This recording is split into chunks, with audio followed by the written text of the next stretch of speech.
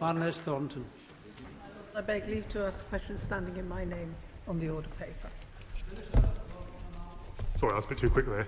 Thank you. NICE is seen as a world leader in the translation of research into authoritative, evidence-based clinical guidelines, and the government does have confidence in NICE's ability to carry out its functions effectively. As we understand, we all know that CFS, chronic fatigue syndrome, is a complex condition, and a range of views about its management have been expressed during the development of the updated guidelines. In order to address as wide a range of possible views, NICE is holding a roundtable with stakeholders next Monday to discuss these issues, and will then take a decision on the next steps. Thank you. First, of course, may I welcome the Noble Lord the Minister to his place and his job. And there's nothing like hitting the ground running since he's got to do 3 questions in a row. It doesn't often happen. My question was prompted by the fact that by 2 important issues. Public confidence in NICE's methodology, and indeed NICE's own confidence in its methodology, is vital.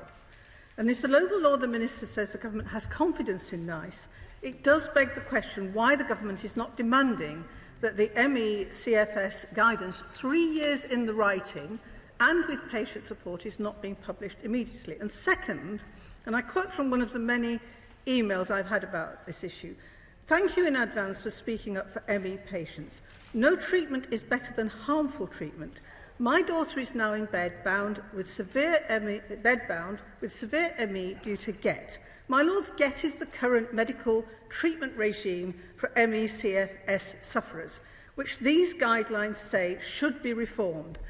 I want to know, did NICE come under pressure to pull these guidelines because of medical vested interests in the delivery of GET, particularly since they believe that this is the treatment for long COVID?" Well, first of all, can I thank the Noble Baroness for her very warm welcome, and I look forward to many exchanges with her, but also in terms of learning from ministers across the House, those who have been in the Department of Health before. Can I also say that I know that you are recognised as a champion of the 250,000 people who are living with CFS. And as you know, it's a complex number of symptoms, and experts disagree over the sort of multifaceted way to address this. Now, one of the things about the NICE guidelines is, you know, they were delayed twice. The first time they were delayed was because they wanted to make sure that they'd taken on board all the various submissions that had been made. But second time they were delayed because just as they were about to be announced, there were some concerns raised by clinicians and other stakeholders. And I think it's important that if you are going to have guidelines, that they are accepted and recognised by as wide a range as possible of stakeholders, otherwise they might lose their authority. So what we really want to do is make sure that whenever we have this situation, whenever there are people with a range of views, common sense tells us that we should get these people around the table and have a conversation to see if we can agree on the way forward. And I very much hope that once we've had this round table, we will be able to agree a way forward. Thank you. Lord Bethell.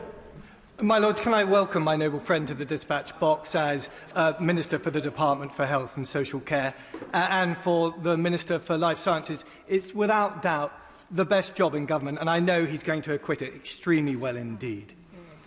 My Lord, we're making huge progress on the syndrome called long COVID, and I note the encouraging progress that NICE is making on guidance for post-COVID syndrome.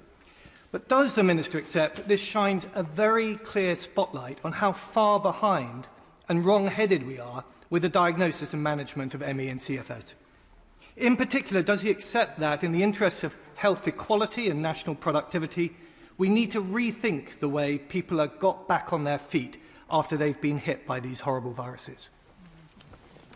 Well, can I thank my noble friend, my predecessor, for his warm words and also his offer of advice to me as I, if you like, find my feet in this job, and I find myself swimming in the deep end, as it were.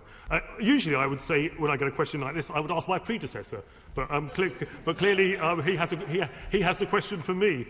I think you're absolutely right that we have to be concerned about how we help those who are suffering from ME and COVID fatigue syndrome. But the issue is, as you will recognise, that there are a range of views on this, and as much as possible, if we want to get these guidelines widely accepted and widely respected, it's important that we get as many stakeholders around the table. NICE has agreed to this round table, and hopefully we can then move forward. Thank you. Finlay of Llandaff. My Lords, may I also welcome the Minister to his post, and I must declare that I've been Vice-Chair of the NICE Committee that has produced the revised guideline on ME/CFS over the past 3 years through consensus agreement in committee and fully compliant with NICE's rigorous processes. Will the Government work with Commissioners to ensure that appropriate specialist services for patients with ME are developed and continue, and that services monitor accounts of harms as well as benefits? Thank you. I'd like to thank the Noble Baroness for her warm welcome. And as you can imagine, I'm new to this. I'm still learning the ropes and about NICE and their processes. But it's really important, I think, and I agree with you, that we should address the issues that you raise. And if you'd like to write to me, I'm sure I'll ask for some advice to respond to you.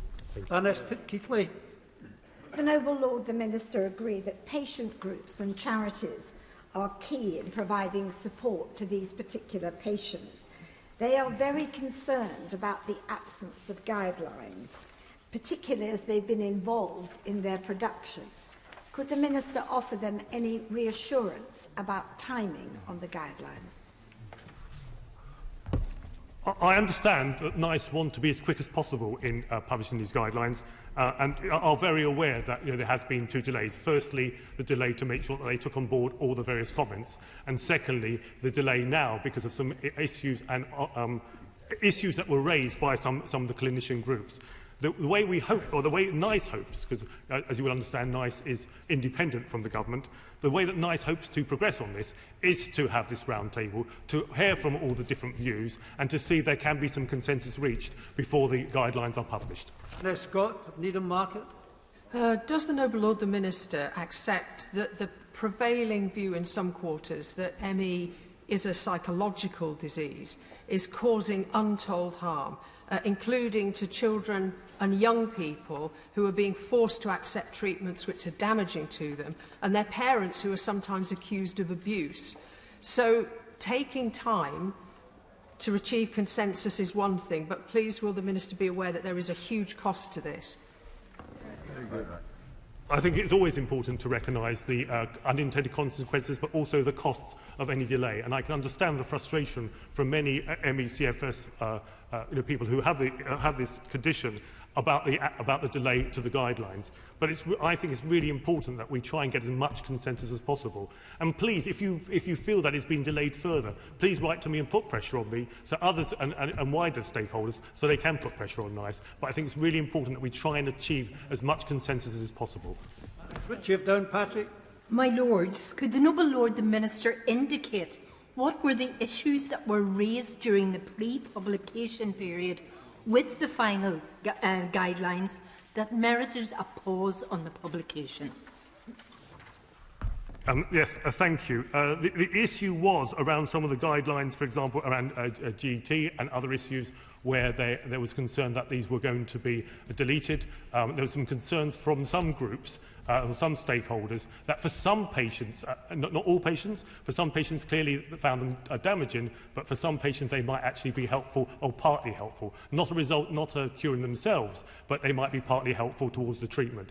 And therefore, for that reason, it's why NICE have convened this round table to ensure that they hear from a wide range of views. And hopefully we can achieve some sort of consensus, but also for different stakeholders to understand where the others are coming from so they can try and reach some sort of agreement. Cumberledge. My Lords, those who've had the opportunity, or indeed I would say the fortitude, to read the report First Do No Harm, have been really struck by the treatment of women who have suffered greatly at the hands of a minority of members of the medical profession. But today we have another example where patients have been dismissed, ignored and not believed, and the majority of whom are women. So I would like to ask my noble friend, can he give us an assurance that women will be listened to and not treated in the way that many of us, men and women, have found appalling? Can I thank my noble friend, the Baroness, for that question, but also for giving me time in the early days of my job to meet with me and to give me the benefit of her experience, particularly in the issues that she covered in the Cumberledge Review. I think it's really important that, while it's absolutely right that we praise our health service when it does well, we should also be able to acknowledge when mistakes are made or when patients don't receive the kind of service that we expect patients to receive. And I think it's really important that the Baroness and my noble friend the Baroness and others do push me as the Minister, but also push the Department of Health and Social Care to make sure that we are addressing the genuine needs of patients and that patients are not ignored. I will be a champion of patients, and I give you that pledge.